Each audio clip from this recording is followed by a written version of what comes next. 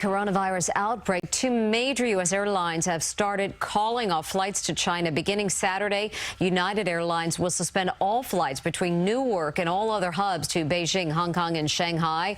Right now, the suspension is in effect for 1 week, affecting 24 round-trip flights. And American Airlines has announced it will also be grounding flights between Los Angeles International Airport, Shanghai, and Beijing.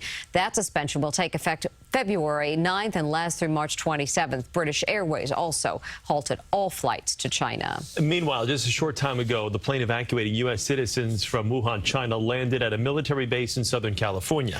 The city they left is ground zero for the coronavirus outbreak. CBS 2's Chris Martinez is outside the Air Reserve Base east of L.A.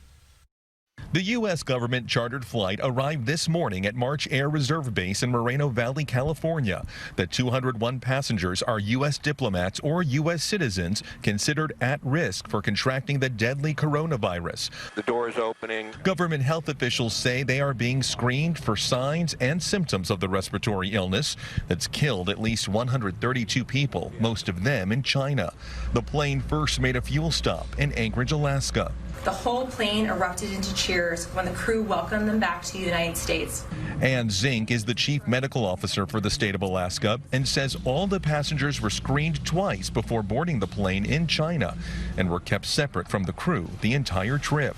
They were monitored throughout the flight, and in Anchorage, the passengers were screened twice more and were approved to continue on to California by the CDC. Dual American and British citizen Ian Thompson was on the plane and chronicled his journey that began on highways in Wuhan, China, deserted except for police checkpoints. I had to go through my embassy to get here.